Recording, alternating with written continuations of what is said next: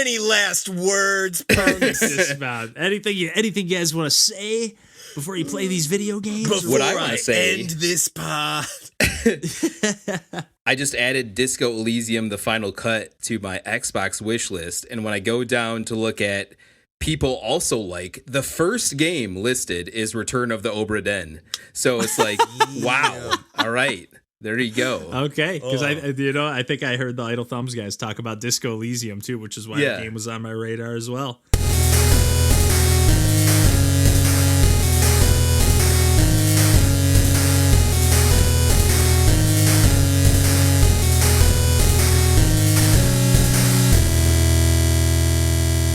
Hey everybody, welcome to Pursuing Pixels. My name's Kevin Portelli, I'm here tonight with John Hines. Hey there.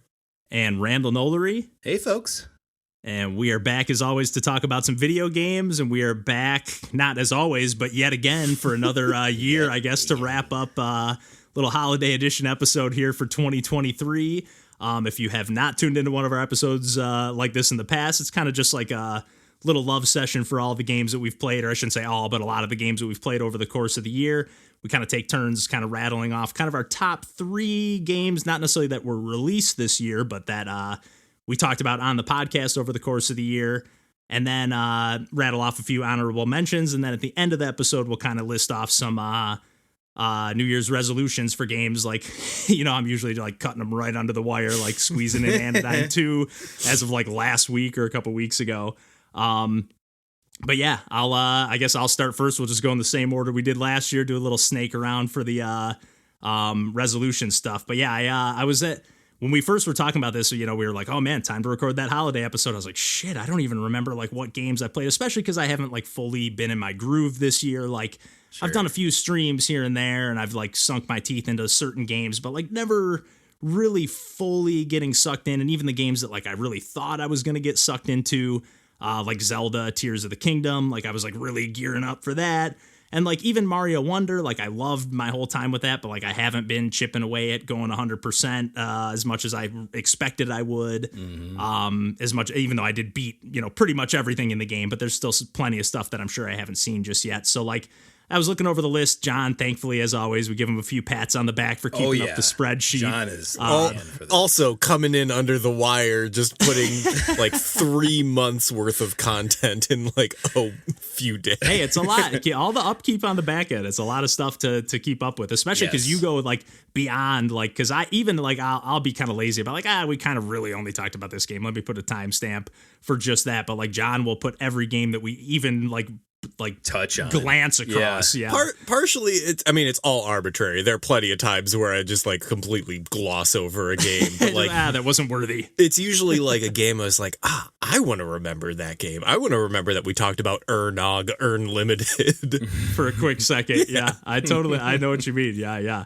But yeah, so I guess I'll just get things started off. I guess I'll start off. I'm just going to actually start off with my top 3 and then do my honorable mentions after that, because I feel like I actually want to shine a little more light on my honorable mentions for whatever reason. Yeah. But since I kind of started off with like the stuff that kind of missed the mark with like, Zelda or Mario didn't miss the mark by any stretch of the imagination. But the one game that I know I gave plenty of praise to, but I haven't really gone back into because I haven't had the best setup, even though I did get sucked into the first like handful of hours of the game. But Pikmin 4 is the first game. As I was scrolling through all the games we played this year, I was like, I just think still to this moment, I think it's probably the best game on Switch and probably my favorite game from Nintendo in probably since Mario Galaxy. I feel like I can pretty confidently say that it's my favorite Nintendo game.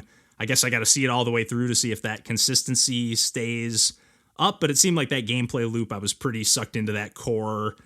Like I don't see them adding in anything that would make me feel any differently. If anything, it's only gotten more interesting. All the new like nighttime gameplay modes, like they pared back at all the stuff that like for all the games that like have come out where I was like, I hope they do this, and then it didn't end up the way I particularly was hoping it would be. Like I feel like Pikmin 4 was like everything I thought that just wasn't quite right with Pikmin, because Pikmin 2 is probably my favorite game in the Pikmin series up to this point. And I feel like this is just like the perfect marriage of every game in the series so far. yeah, I don't know. I just really, really love my time with this game, and I'm looking Quality forward to of life diving stuff. back into it. Yeah, Yeah, all the quality of polish. life. Yeah. The dog, Oachi or Ochi, I forget the name. Ochi. Yeah, all the just, I don't know. I just really, really love that game. And especially the presentation in general. Like, I just love the music, the visuals. It's just an amazing game. I think it's truly like one of the best Nintendo games in quite some time. And then I guess I sort of lied there because I said the first game that caught my eye was Pikmin 4, but actually the first game that caught my eye when I was scrolling through the list was JellyCar Worlds. And I talked about this one quite a few times between Save It for the Cast episodes and then on a regular episode as well. But this was just like a really, really fun physicsy, puzzly, arcadey platformer that I still want to go back and play more of because every stage has like 2 different exits to it. And on most at first I was like, okay, I'm just going to go for the stop sign on every stage. And then there's kind of like a green, almost like yield sign, I guess, on every stage that you can grab for like a secret exit, I guess. And yeah, for some, like at first I was like, I'm just going to get the stop sign. But if I saw the yield and just got it, I was like, you know what, I'm just going to move on to the next stage and go back and get the other stuff later. So I pretty much almost have a full second run through of that game. There's a handful of stages I found everything on, but just like I love the aesthetic, the music, the sound effects. It's kind of got that like Doug, like all mouth sound effects and stuff like that. And all the visuals are truly like everything is just like the physics are insane, which normally I know I've talked about. I think I mentioned this multiple times when I talked about this game, but like 3D physics, not so much, but 2D physics, I guess it's like a little less to wrangle or battle against. So, and just the fact that this game is like so silly and kind of leans into the nonsensicalness, and there is like a little bit of precision platforming going on, but it's nothing too crazy and frustrating to where,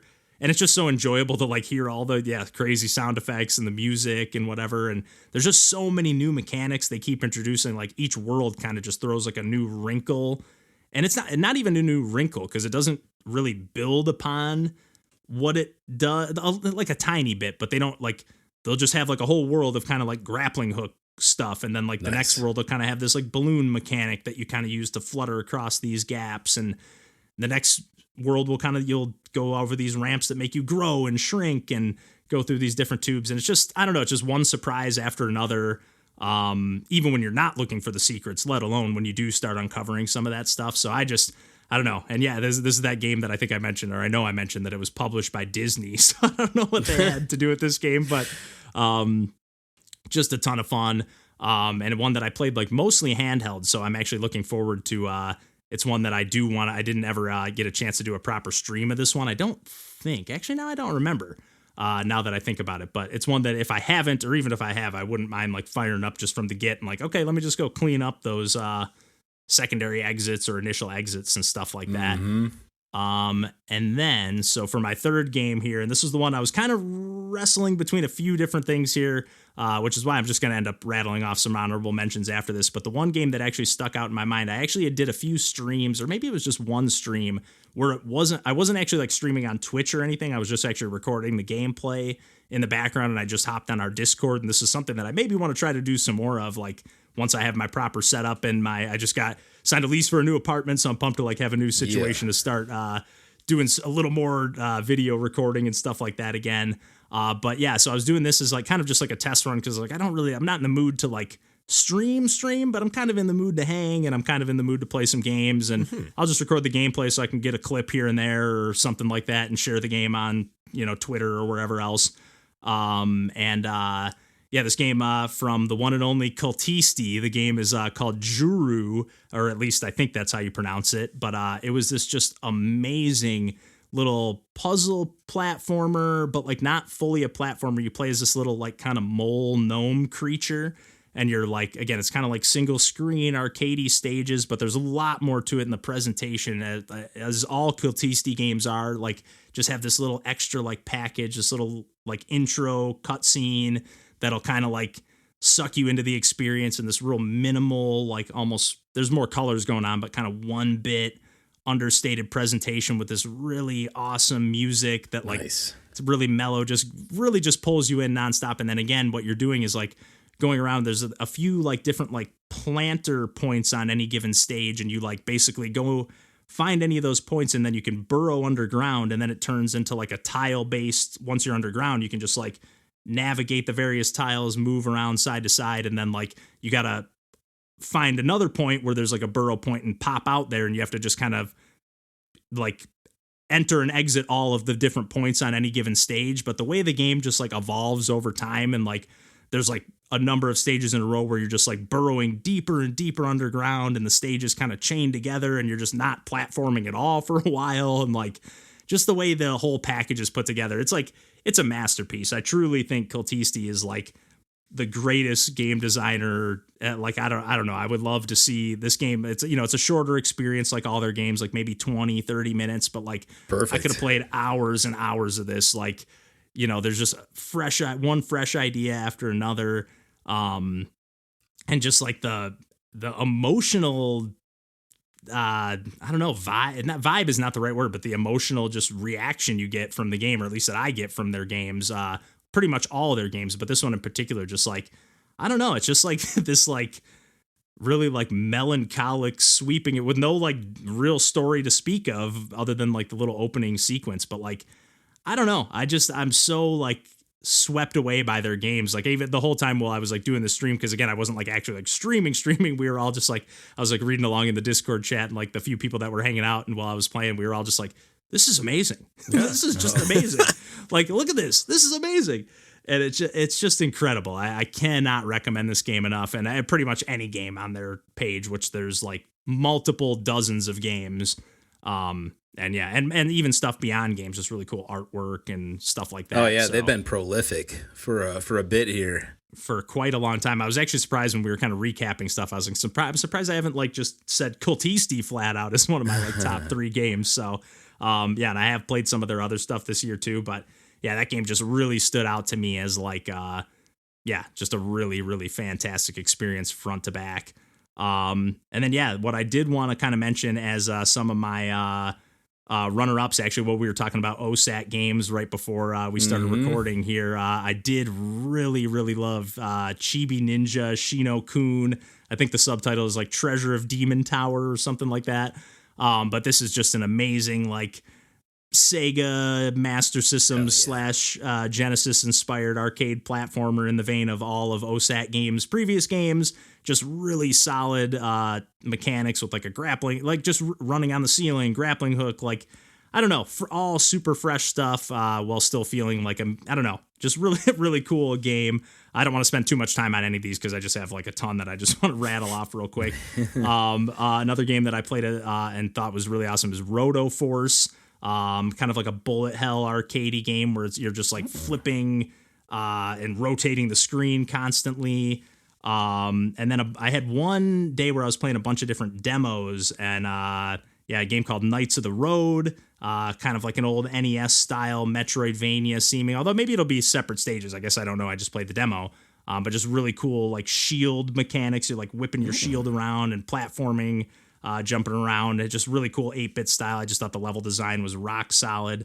Soda Powered Penguin, another demo I played where I just raved about that one, either on a Save It for the Cast or somewhere else, but kind of like Celeste style platforming, but with like definitely with its own flavor, a lot of Sonic speed, a little bit of Donkey Kong Country flavor to the music. Fallen Leaf is another kind of like NES inspired Mega Man 8-bit era looking game. And actually, since I played the demo, they've like tweaked a ton of stuff, added like a slide mechanic. Like they just took a bunch of feedback from when they first released the demo and like have tweaked it a ton, like increased the speed. Like even while I was playing it, I remember thinking like, oh, the like rate of fire is just like a little slower than I would have thought it would be. And they're like, hey, we heard your feedback. We're not from me specifically, but just like, you know, we heard what everybody's saying and, you know, already increased the speed of this character. And it just seems like there's so much love put into this game. Like the level of detail on the pixel art is just like out of control.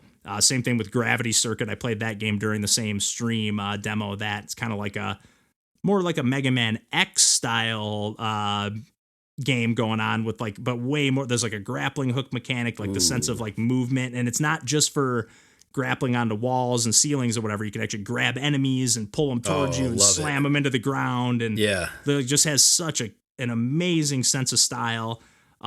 Shovel Fall was another game that I played the demo for. I think the Game Jam version was Fallen Shovel, And this is just kind of like a super cleaned up, or not even cleaned up, kind of a new version, because I thought it was going to be maybe more of a roguelike or arcade thing, but this is like, looks like it's going to be kind of bespoke levels and just a full-blown, arcade adventure. And I just really love, you're just constantly pogo stick bouncing around and just using like you hold down basically a button to just like springboard even higher, and you're just like got to kind of navigate the levels because you're constantly bouncing. I guess sort of go-go pogo girl style. Yeah.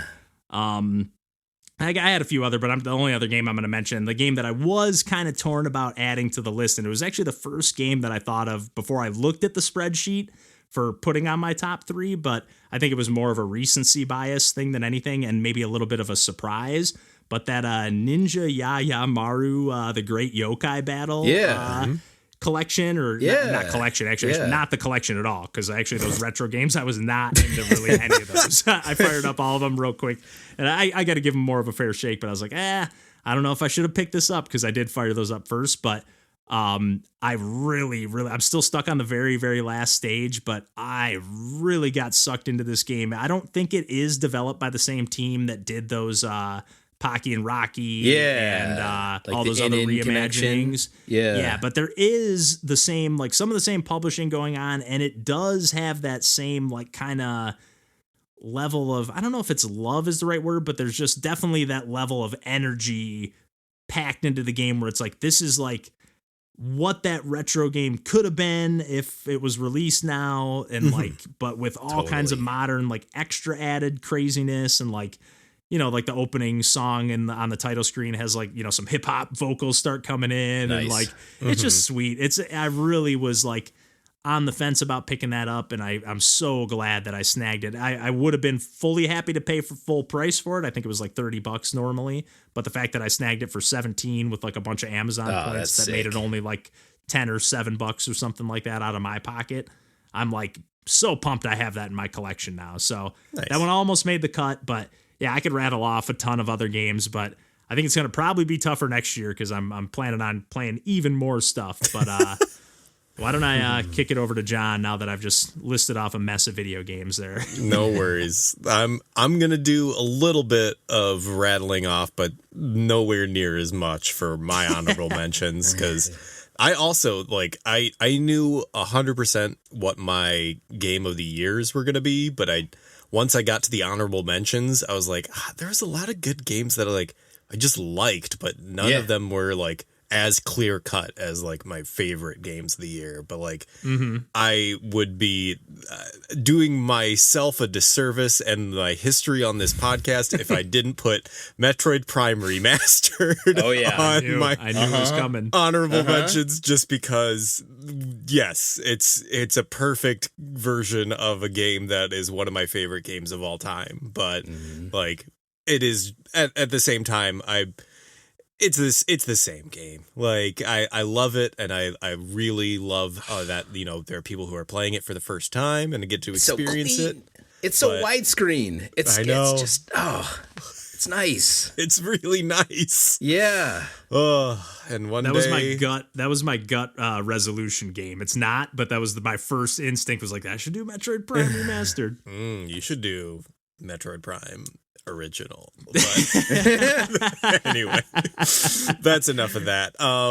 And then also Neon White just left such an impression on me right from the get-go. It was so solid of a game that as soon as I started playing it, I was like, yeah, this game rules.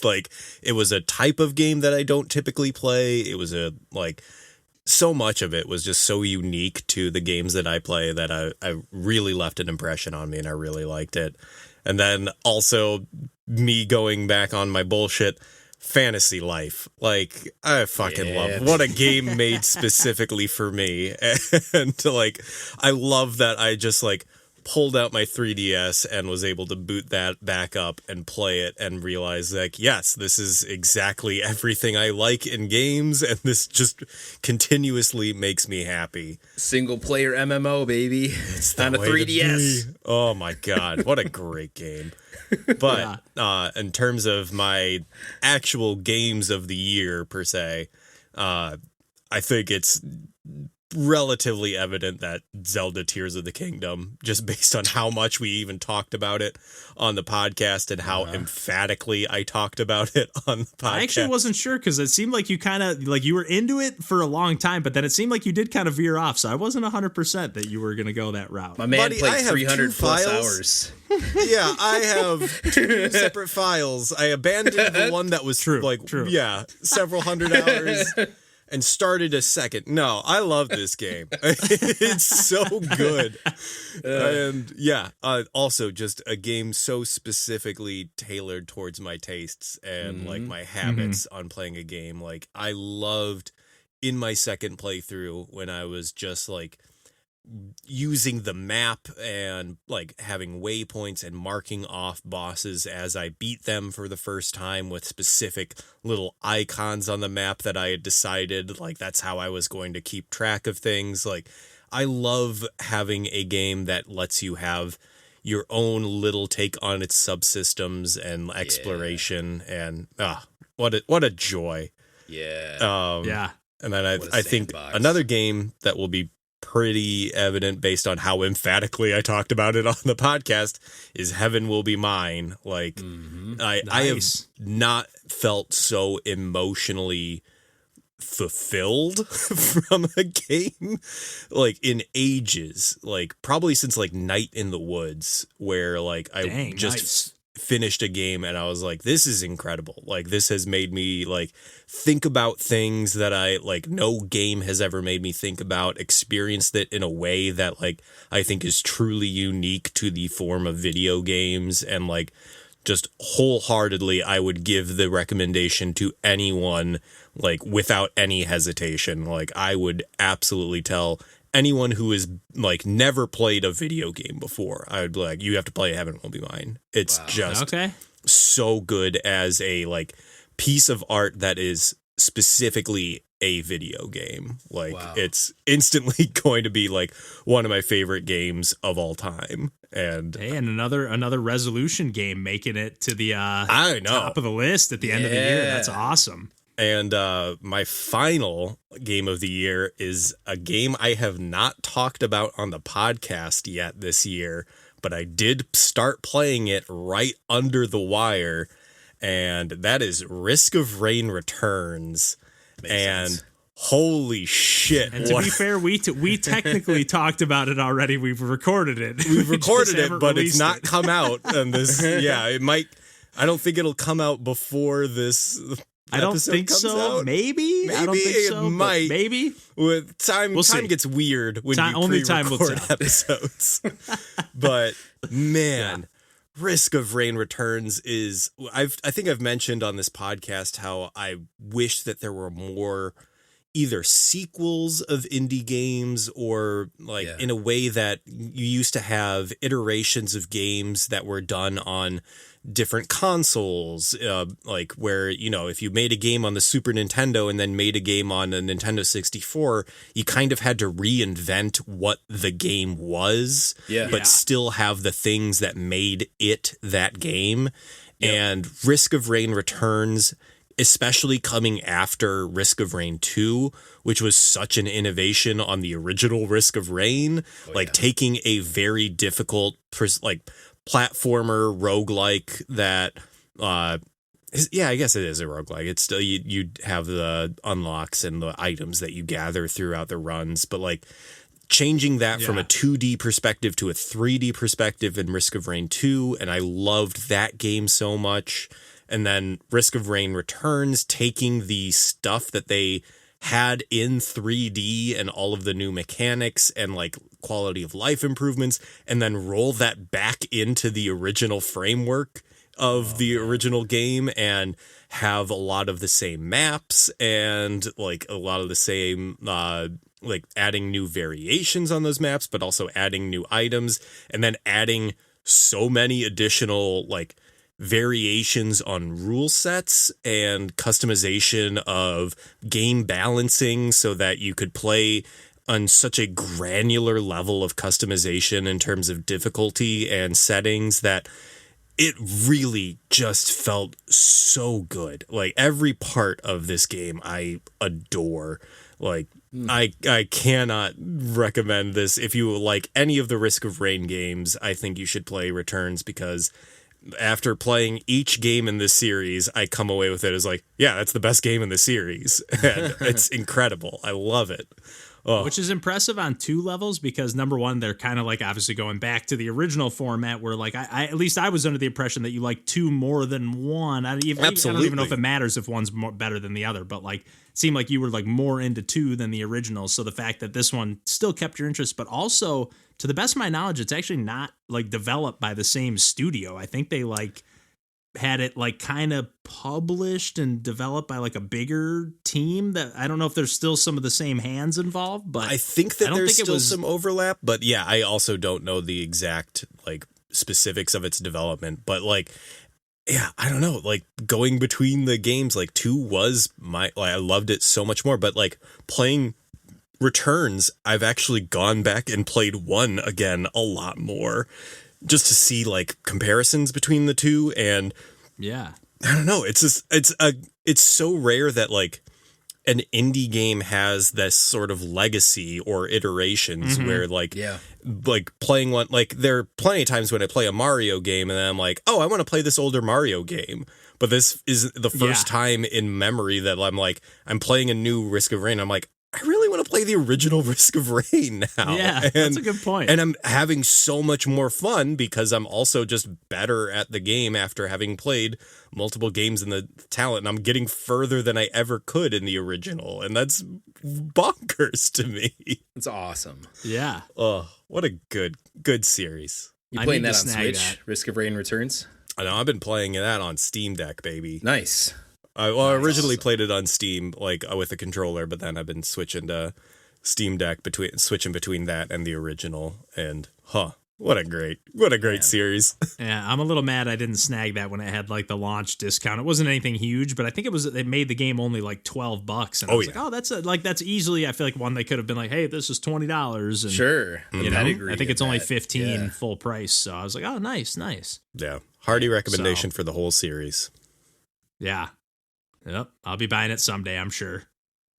Shoot. Well, why don't we kick it over to Randall here for a little yearly wrap up? Yeah, yearly wrap up. So I feel like I have to couch this with like what I didn't play, because there were so many games that like were on my radar that I couldn't touch just because life, whatever. That's totally fair. Yeah. Like Hi-Fi Rush interested me. Alan Wake 2 that came out recently.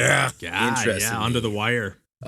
Dead Space remake seemed real good. Armored Core 6. Oh my incredible. God! I watched I forgot about that. Looked really cool. Yeah, and that was like mech bullshit. And like looks like my Neon White. Like John talking about it. I bought that game. I still didn't get around to playing it. You know, I just like I just want to throw that out there that like I just didn't even get an opportunity to touch. Yeah, I was gonna say when John said it left an impression on him, I'm like, literally John talking about it left an impression on me. I'm like, I need to play that game. Yeah, 100%.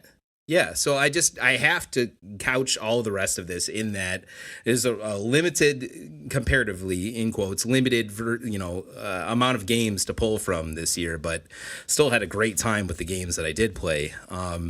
Yeah, that's what the resolutions are for, man. Yes. Honorable mentions. Let's do those first. Let's really draw this out. So, Metroid Prime Remastered. I also want to touch on that because, nice. You know, it's a game that I bought on GameCube, but I, didn't stick with it. Was finding myself getting lost. Hard to. Whatever. Just time and place wasn't the right exact thing for me, but I bought Remastered anyway, and playing it on Switch, I'm like, I'm loving this. I love, it's widescreen, it's crisp, but they didn't really mess with too much otherwise. Yeah. They just mapped it to Switch. And it's the same game. It's so good. Which is awesome. Yeah. You don't need to mess with it. No, which is tremendous. Because I'm sure the temptation was there. It just was a casualty of the cartridge slot, which is the same for the next game, Pikmin 4. Another tremendous release. Ooh. Kevin talked about that a bit, and probably the best Pikmin game to date. And I just, again, casualty of the cartridge slot, and you only get one of those on a Switch, and it just came out at some point, and I was distracted by something else. But Pikmin 4 is fantastic. It's just that I had mentioned quality of life before. I just think they just distilled the Pikmin formula in such an awesome way for that game. I don't know what else you would do to Pikmin than what they did in Pikmin 4. I think it's tremendous. I still want to keep playing it at some point. Same with Metroid Prime Remastered. I want to see both of those games through at some point, and hopefully I'll talk about them again in the future. Just a couple other Street Fighter 6 is one of the better fighting games that I played. I didn't get a ton of time with it, but it's still kind of early days. They're still adding characters through the season pass and whatever else, but just the mechanics of that game feel fantastic to me. And I'm a little bit more of a layman as far as like fighting games are concerned, and I talked about that before, but my buddy is goes to Evo tournaments and everything else, and he hangs his hat on that game too. And I'm like, that just kind of made me feel like, oh yeah, I agree, like this feels great for a Street Fighter game. It's what I would have wanted out of it. It's just that evolution of 4 primarily with just a little bit of 3 spice put in, and nice. I'm glad this exists. I'm glad Capcom is still looking at this series as well and giving it love, despite it not selling as well as some others that I'm going to be talking about later on, obviously. But and then of course, obligatorily, NBA 2K24 is a video game that I spend the most time on. So how could I not honorable mention it every year? Hey, it's worthy of a slot. It is. It's like life is so busy, and I just can push a couple of buttons, and then that comes on, and then I can just do well at that without a lot of brain function, and that's just really something. Yep. Yeah. It plays so well. It's such a good basketball sim. Yeah. I don't need to spend a lot of words on that, though. We've been there. We know that. But no, it's just like it's like that almost like comfort food game. You just very nice much to have. Yes. Yeah. It's not fast food. It's like a higher you're still routine. Exercising your brain, but doing it in a comfort matter. Yeah. And when you're that you just know the routine of it. It's like you can easily like play that while you're like hanging out and talking with Tina and doing whatever. It's like not really fully engaged in this. I can half watch a TV show while I'm playing this. And that's 100% what it is. It's like the debrief of the day is I can still like touch this thing with my fingers while I'm talking, about, the day and, whatever happened and can you believe this and everything else. And, I can, and then there's a little progression thing happening in the background, of course. So that just like, that keeps that cycle going too, right? I was like, oh, I played this game and I won, but hey, I also increased my character's experience and I can upgrade my vertical stat by 1 more percentage point. So isn't that so much fun? Okay. Top 3 games. We're gonna go 3-1. I'm just gonna be very explicit, even though I say that, but 3 and 2 are interchangeable. I've already interchanged them a couple of times. So number 3 is Super Mario Brothers Wonder. I think that game is a really great Mario game. I think it's, to me, I had a better time with this Mario game than any of the new Super Mario Brothers games, which I don't think are bad games. I think those are good games. Yeah. I just think this is a really polished Mario experience, and especially for the allowance to multiplayer, which the new games did too. That was kind of a conceit and, kind of the push and pull of level design there. It exists here too. But just the amount of power-ups and the kind of freshness of it all with this Mario experience, the coat of paint, the emoting of the characters, the interspersing of the different difficulty levels that are happening in an overall world map, all that stuff is just awesome. In Mario Wonder. Did you play the whole game with Tina? Yes.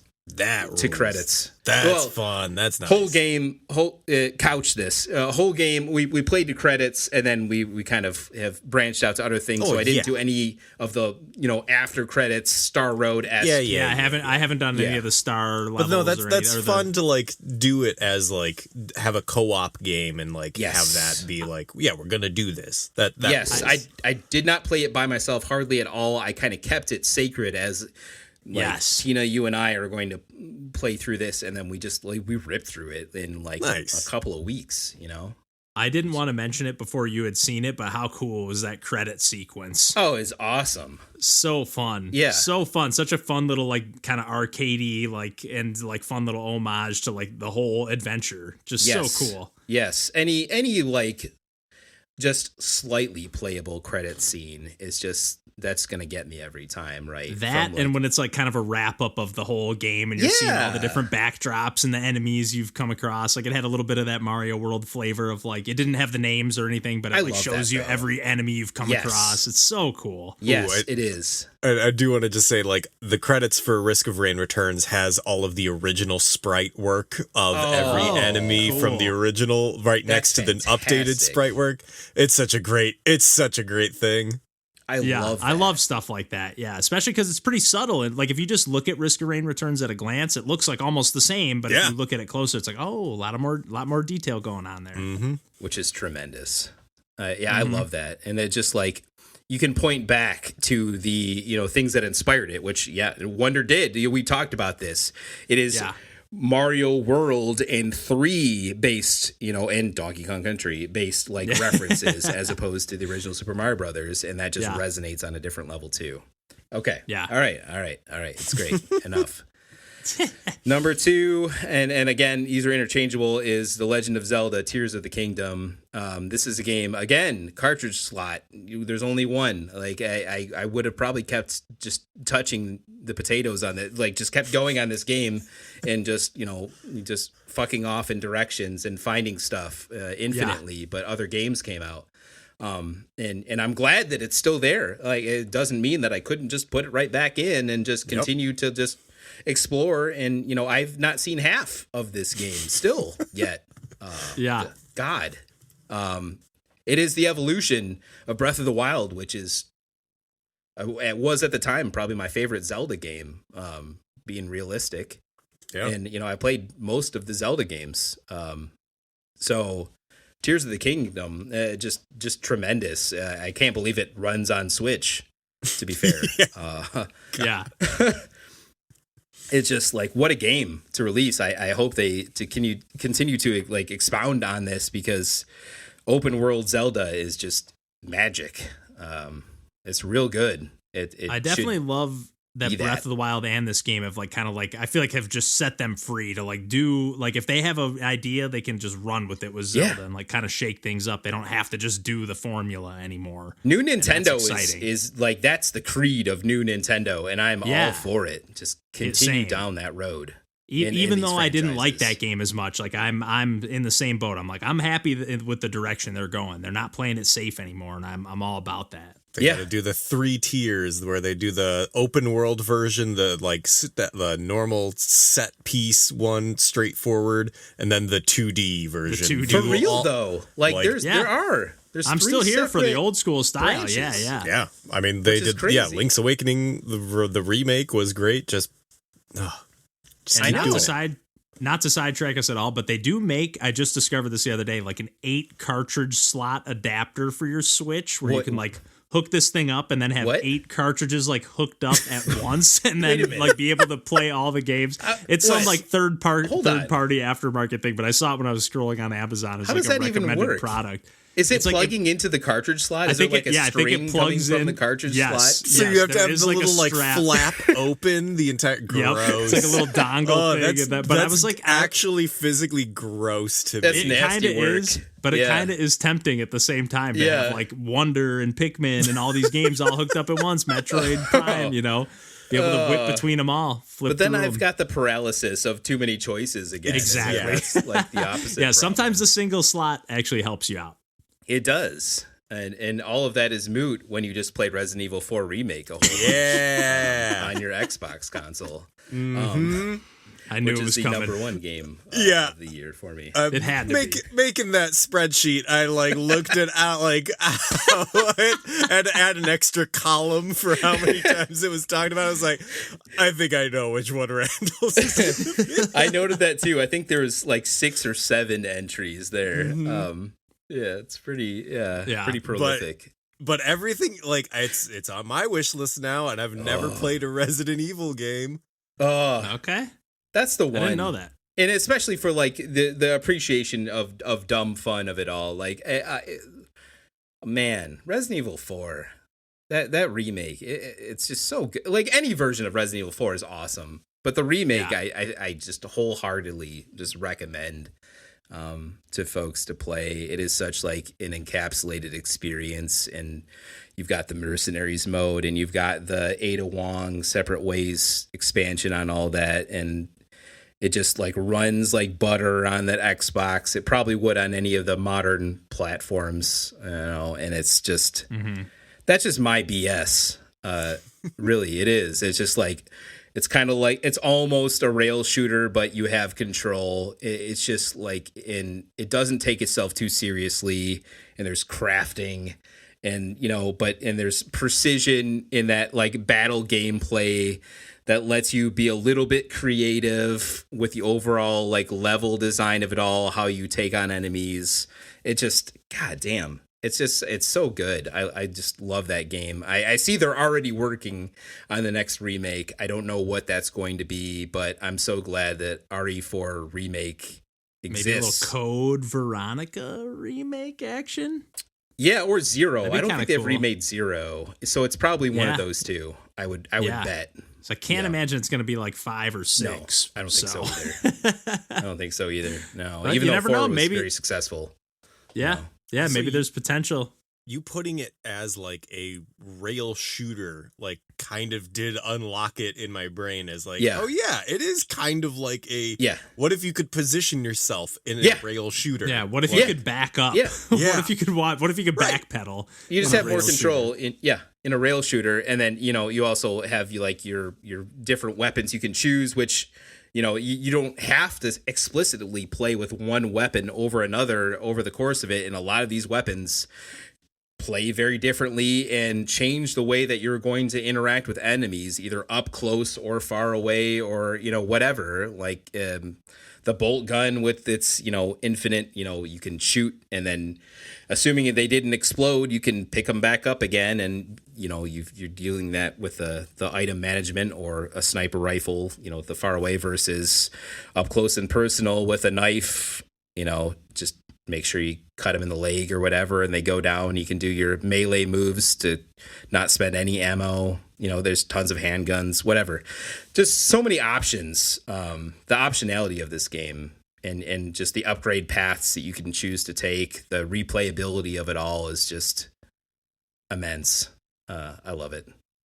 Yeah. It's I've definitely talked about one. it I know enough. I said this multiple times, probably every time you talked about it, but I'm like, as soon as I have one of the better like modern consoles, this is one I want to dive into. Yeah. I've never really given 4 a proper shot in earnest, other than playing like an hour or 2 of it on Wii. Yeah, which is a great version. Yeah, This is I a like great version too. So Yeah, I'm a sucker for the Wii, point name and stuff like that. Yeah, you can move here too, though. Yeah, exactly. Modern 2023 options.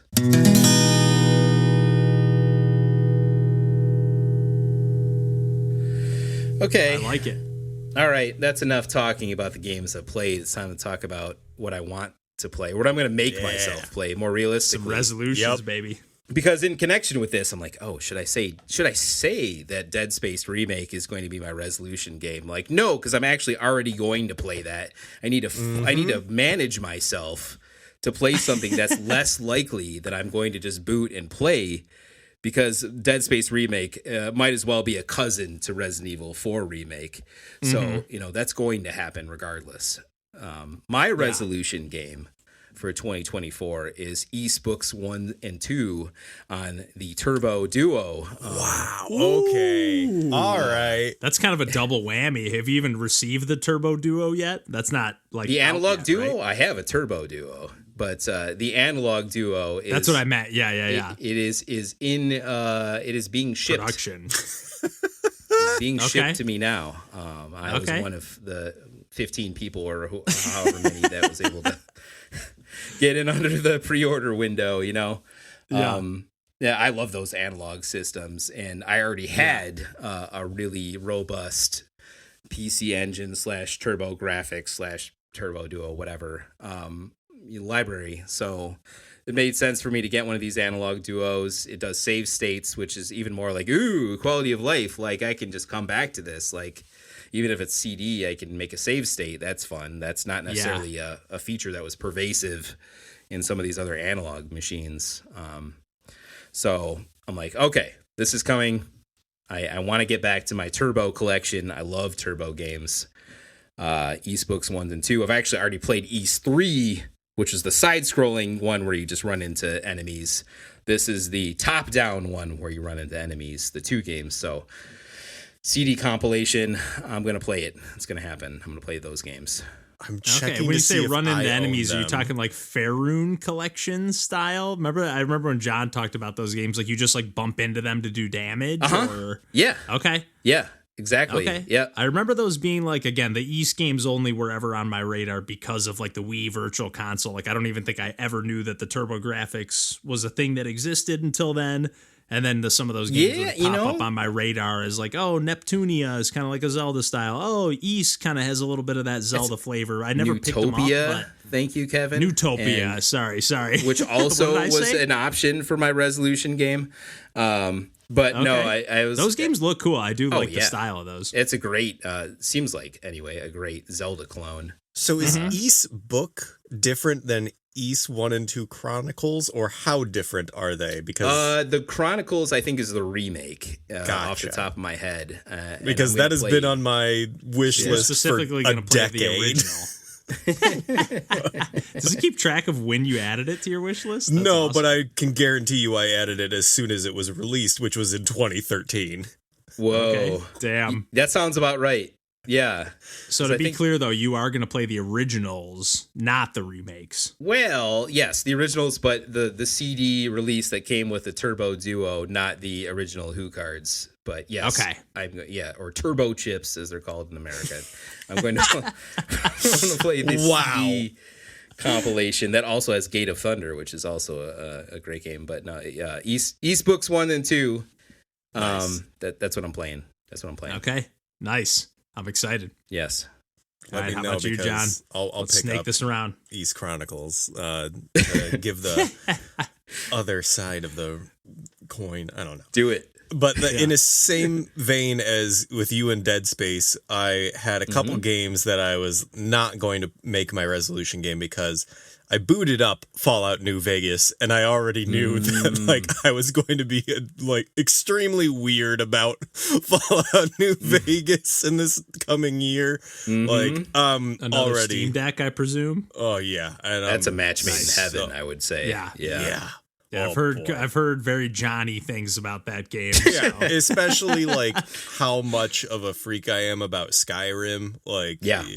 absolutely. Yep. And then same thing. Like, I know I'm gonna play the Yakuza games at some point. Like, I don't need to force myself, but Yeah. a game that I do need to force myself, which is ridiculous that I need to, but also a game that I've owned for a few years is Disco Elysium. Ooh, yeah. Nice. I've owned and I've known is going to be a game I'm going to like, and I'm also going to want to like see how the systems work and see how many different playthroughs I can do and what types of different stories I can get, and just to see the world that is written, because I've heard nothing but universal praise from people that I trust their opinions on. So I'm very excited to finally.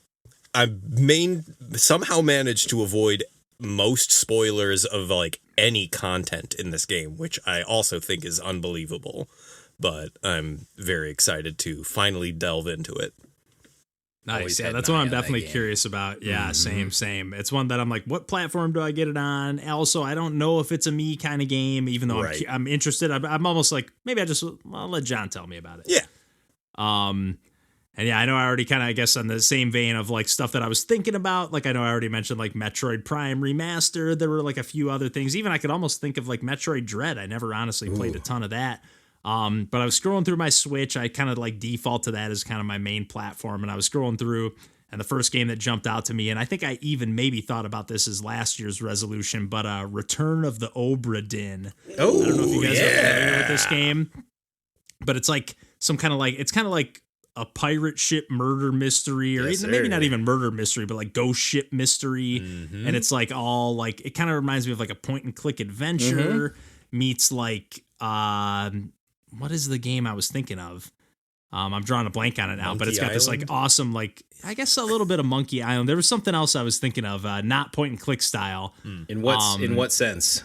Oh, a Clue is what I was thinking of, the board game, because it is like you basically have to like go around this ghost ship and like you see everything. You see these like, you'll see like a skeleton or something. I've never played it. I've just watched the trailer, but like you have this like magical stopwatch that will like go back to like a frozen moment in time where like that character was killed. It's such a good, and you get like almost like an audio log of like things playing out, but and you just have to like deduce like, okay, this person, I think they were killed, and you can kind of keep notes like, okay, I think they were killed by the Kraken by getting dragged off the ship, or I think they were murdered by this character in the wherever, and which is where the Clue kind of aspect comes in. But like, I don't know, I've just heard it's like amazingly well made. I think the Idle Thumbs guys talked about it on their podcast a long time ago.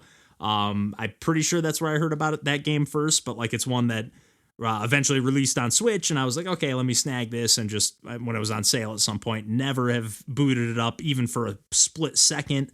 But it's got this really awesome like 3D, but like 1-bit like pixely chromatic art style.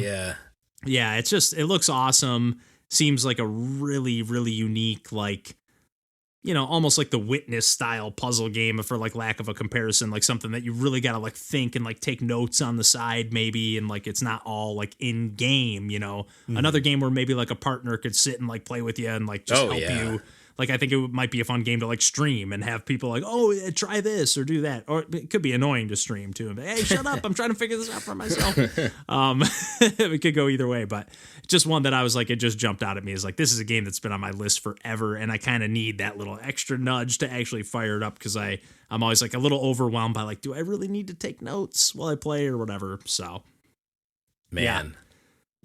Those are good ones. Tell me when y'all play those games. I know, these are good. These are good games. Yeah. I also have Return of the Obra Dinn on my short list of games that I've been meaning to play. And me too. I own that game physically, and I've always stared at it. Yes. Yeah.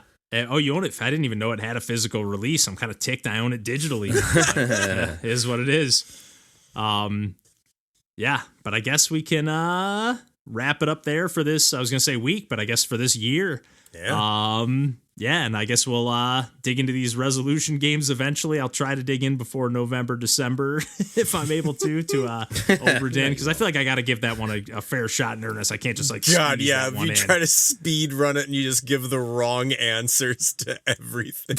Yeah, that's another thing that's really cool. Supposedly, from what I heard about that game, there's like they do a really good job of like not letting you just like cheese. Yeah. The like just guessing and like, okay, let me rule this out by just guessing a bunch of different things. Like, you really got to kind of learn it. Otherwise, it'll just, you'll just be throwing darts at nothing. So, but yeah, I think we could pretty much wrap it up for this year with the video games chit chat. And I don't know, either of you guys want to say anything before we fully wrap it up, or? Goodbye, year. Yeah, like we've never done this before, but yeah. Bye. Yeah. As always, you can find us on the internet at pursuingpixels.com, and we're pretty much everywhere else on the internet. And we will catch you in 2024. Take care, everybody. Bye-bye. Bye.